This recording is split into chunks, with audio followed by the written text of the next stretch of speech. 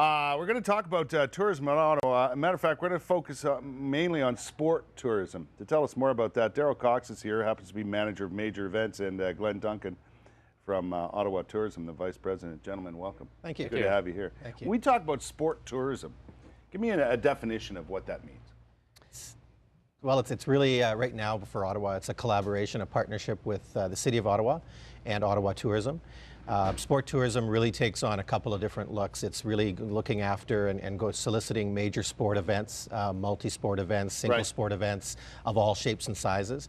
But an important component to this initiative is also cultural events. So when you look at things like the Juno Awards or the Comedy Awards coming up later this year, that's another side to what we're doing. Right. And we're really extremely grateful that the partnership with the city has allowed us to get in the game and be proactive. A lot of the Canadian destinations have tried to enter into this part of our industry with not a lot of success, and we're very happy that we're rapidly ramping that up for Ottawa. I think what happens with this city is, and we're getting more and more great facilities, there's no question about it. You have to have the facilities, Darrell, to be able to pull off any of these things. Exactly. But we're we're not the biggest city in the country, but we're the capital. Right. And I think that's attractive to Exactly. It certainly is. And Glenn and I have been talking to many international federations and national sport organizations, and they see being in the capital as a real bonus in terms of bringing their events, and it's a real attraction.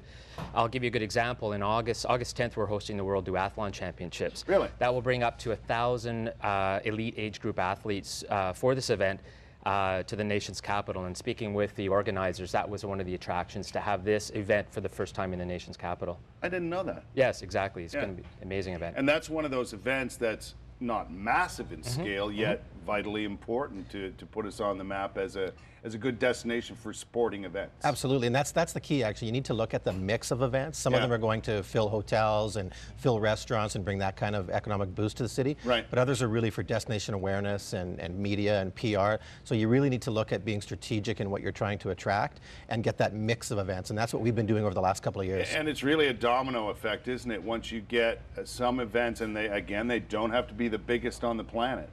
Once you get them, people go, oh yeah, I see that, and I think they can handle our event. Exactly. We look, recently we've hosted Women's World Hockey Championship. We know we've hosted World Junior Hockey Championships, but events like World Duathlon for the International Triathlon Union, once they see that we've hosted that event, we can add that to our event hosting resume, and then other federations, national sport organizations know we can host that level of event and are interested in bringing their events to Ottawa. What about the facility angle? We were talking about Lansdowne before we came on here, and how quickly that's coming along. Yes. That makes a big difference, I bet. Certainly does, Kurt. Yeah, we've had conversations with OSEG about using the Civic Center, about using Frank Clair Stadium. We're extremely excited about having that venue come on stream finally. We have had events that have approached us, but we haven't had that facility that would work perfectly. And it's not just the arena and the field, right? It's the surrounding area and what that means. Absolutely, it's everything, and that's that's one of the things that we're trying to really be strategic about, is look for events that are going to fit the city and the infrastructure well. Yeah. That's going to be key. I know you go out and try and attract these things. Anything on the horizon that you're working on that you can tell us about? Yeah, I'll let Darrell talk about that in a second. I just wanted to also point out that we recently just returned from a major event overseas, and I'm very happy to report that Ottawa's now really in the game, and we're seen as one of the Canadian destinations that is a player. And Darrell can tell you about what we've hosted this year, what's coming up this year, but also in the future. Yeah, well, certainly it's been will be a busy 2013, starting with women's hockey, right up to duathlon, as I mentioned. We've got the Comedy Awards coming up, Glenn alluded to. Right. 2014, we have a Canadian Figure Skating Championship. That's right. So it's going to be coup. extremely busy. Yeah. And the big one, and then obviously can't forget Women's World Cup in 2015. That's right. In June.